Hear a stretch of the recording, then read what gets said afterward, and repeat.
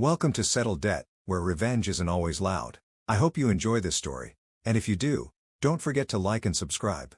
It helps more than you know. Part 1. People don't look twice at me. They see the work boots, the dirt under the nails, the busted knuckle I never let heal properly, and they write the rest themselves. Laborer. Probably barely made it through school. Drives a rusted van and eats ham sandwiches on a curb. Which, I'll admit, is sometimes true. But the part they always miss is this. I own the building they work in. I run a landscaping company. Started with just me and a push mower. Now I've got 2 crews, a truck with my logo on the side, and contracts with half the businesses in town. Grass, leaves, hedges, seasonal flowers, I do it all. People call it yard work. I call it quiet work. The kind where things grow if you pay attention. The kind where no one talks down to you because you've got a spade in your hand. I've always liked plants, flowers especially. Bright colors, short lives. Makes you notice the world while it's still blooming. I didn't need a degree to figure that out. Started working when I was 14. Concrete, gutters, roofing. Nothing fancy. School wasn't my thing. Too slow, too loud, too full of people trying to sound clever. I passed through it like a stomach bug. But I always read, always watched. When I was 19, I took all the cash I had from mowing lawns and cleaning up storm damage and gave it to a lawyer I met planting hydrangeas at his summer house. Buy something weird, I said. Weird? Weird but valuable. Something people overlook. He came back with a package of stock in a renewable infrastructure company in the Baltics. 6 years later, they got bought out by a German energy group. My $6,000 turned into $820,000.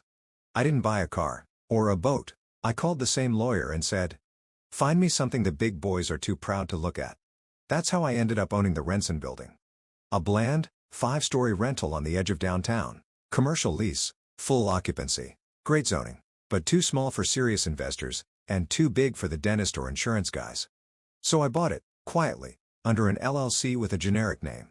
Kept the old property manager on payroll. Let tenants stay. One of those tenants? A mid-sized logistics firm called Track North Services. One of their employees? A guy named Tyler Dufresne. I met him for the first time last Tuesday. I was trimming the bushes outside the entrance, part of the monthly upkeep I throw in myself because no one shapes boxwoods like I do. He came out with a Bluetooth in his ear and cologne loud enough to knock over a cat. Looked at me like I was gum on the curb. "Hey, can you not blow leaves near the doors during lunch hours?" No hello. No please. Just that corporate tone, the one that says you don't matter, you're in my way. I smiled, not because I liked him, but because I already knew what he didn't. The company he worked for, the one he bragged about on LinkedIn, it was a tenant in my building. 2 days later, I was back to swap out the fall flowers in the front beds, asters, sedum, little orange mums. I like to keep things seasonal. Tyler walked past again. "You ever think of doing real work?" That was it. No smirk. No irony. Just contempt, like I was a ghost that bothered him by existing. I didn't say anything. Just watched him walk back inside. Then I pulled out my phone, texted my lawyer. "Does Track North still have a morality clause in their lease addendum?" He replied in 10 minutes. They do. Clause 14C. Public behavior or statements damaging to the reputation of the property or its owner can trigger termination of lease within 30 days. I texted one more thing. "Let's talk Monday." Now, I don't like being vindictive. I don't get off on power moves. But I do believe in roots. You water what matters, and you pull what doesn't. Tyler? He's a weed. Tonight I'm sitting on my porch, overlooking the little garden I planted where Grandma used to keep rusted shopping carts and ceramic roosters. The house isn't big, but it's warm. The wood trim's been redone. The floors are clean. The fireplace works. And the roses out front bloom like they're proud of me. People used to say this house wasn't worth saving. They were wrong. Same thing they say about people like me. The clause, Part 2. The club. There's something deeply satisfying about not being known. When people don't recognize you, they tell the truth. When they think you're nobody, they show you who they really are. And when they finally figure it out, that you're not nobody, well, that's the part I live for. It started with an email. Not to me, to the owner of Jardin and Grounds, the landscaping company I've run since I was 21. We don't advertise. Everything's referrals. We do high-end exterior work, but only for people who treat staff like people. No exceptions. The email came from the Green Hollow Country Club. Very old. Very private. Very white shoe. I used to mow the outer lot for them when I was 16. They paid in checks and dirty looks. The groundskeeper back then was a quiet guy named Don, always smelled like fertilizer and black coffee. He retired 2 weeks ago, apparently. Heart issues. Now they needed someone new. Their board reached out through a mutual contact. Didn't even know I owned the company. Just said they were looking for seasonal professionals with experience in floral design and topiary work. I told my assistant to pencil in a call, then cancel it at the last minute. Said we were too busy. They emailed again 2 days later. Asked if we'd reconsider. Said their usual firms weren't available.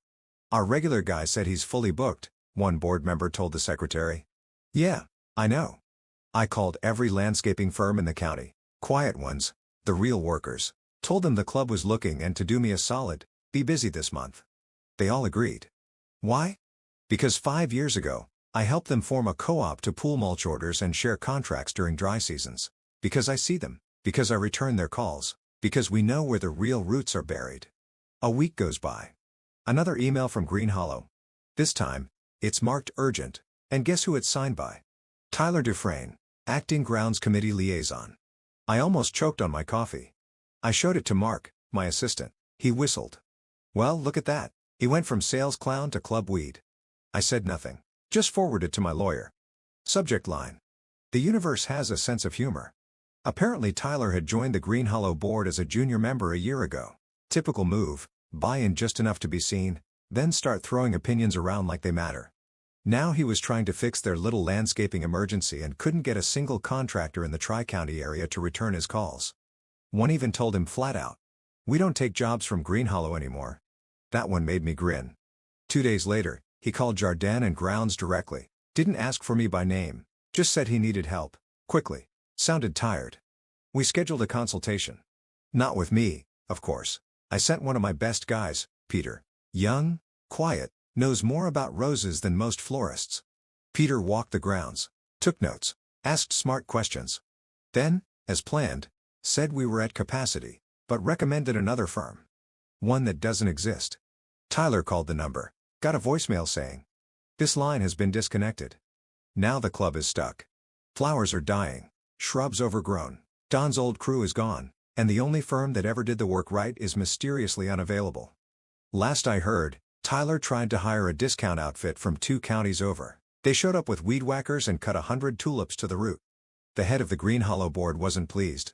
I know this because she called me personally 2 days ago. "Mister, I'm sorry, what's your last name? You can just call me the gardener." I told her we were still booked, but maybe next season. She asked what it would take to move things up. I said, "Respect, and a board without Tyler Dufresne on it." She went quiet. I ended the call. That was this morning. Now I'm back home, sitting on my porch with a beer and a notebook, sketching out a redesign for a memorial garden downtown, the one Tyler walks past every day to get his overpriced coffee. I think I'll plant red dahlias this year. Bright, bold, they look like fire when the sun hits them right. And they only bloom after you cut them back real hard. The clause, Part 3, Renewal. The best part about owning something is not having to remind anyone you own it. You just wait. Let them come to you. Track North's lease was due for renewal at the end of the quarter. I knew this because I set the renewal reminder a year ago. Not through my landscaping company, but through the holding group that owns the Renson building. You'd be surprised how many companies never think to look up who actually owns the dirt under their office chairs. Leases get passed around through firms, trusts, shells, hell, sometimes the real owner is a name on a mailbox in a town you've never heard of. Except in this case? It's me. They scheduled a renewal meeting at my lawyer's office. Tyler would be there. He was one of the interim negotiators now, something about positioning himself for a promotion. Mark asked if I wanted to send someone in my place. I said, "No, I think I'll water this one myself." The building's conference room was beige, bland, and smelled like printer toner. A glass table, 3 stiff chairs on each side. My lawyer, calm and unreadable, sat at one end with a manila folder. Across from us, 2 people in business casual. One was a woman with a laptop. The other, of course, was Tyler. His hair looked more expensive than last time. New watch, new smugness. He didn't even glance at me, just said to my lawyer, "So we're hoping to negotiate better square footage rates. We feel the current terms are a bit inflated for the zone." My lawyer didn't reply. He turned to me instead. "You want to take this, or should I?" I shrugged. "Let's go ahead and show them the new offer." He pulled out the folder, laid it on the table. 1 page. Tyler grabbed it, skimmed, scoffed. "Wait, this is higher than before. You're increasing the rent?" I answered without looking at him. "Market's changed. Demands up. You want to stay, that's the number. He blinked, then finally looked at me. Looked at me, like I'd just walked in. Who are you again? I met his eyes. I'm the guy who trims your bushes. The woman next to him looked confused. My lawyer coughed into a smile. Tyler laughed, a sharp, nervous thing. You're joking. I leaned forward. You think companies own buildings? Middle-sized companies like yours? No. You lease. From people like me. People you don't see. People you talk down to while they're cutting your hedges. He opened his mouth. Closed it. You can't raise the rent 18%. I nodded. You're right, I could have gone 25. He looked at his colleague. She looked at her laptop like it might save her. I stood up, smoothed my flannel sleeves. We'll give you 30 days to decide. If you're not staying, we've already got another tenant lined up. My lawyer added quietly. And just a reminder, you signed a morality clause when you came on. Clause 14C. Public conduct reflects on the company. The company reflects on the building. Tyler stood up fast, chair clattering. I walked past him, paused in the doorway. Don't worry, I said. We'll keep the grass neat out front. Wouldn't want your clients thinking you work for small people. And then I left. Didn't slam the door. Didn't look back. Didn't have to. That afternoon, I drove back to my place. My house. The one nobody wanted. I parked beside the flower beds. My new dahlias were blooming. Big, red, unapologetic. I sat down on the porch, cracked a beer. Didn't toast to anything. Just watched the light hit the leaves. That was unfortunately all for today's story. If it left a mark, come back for the next one.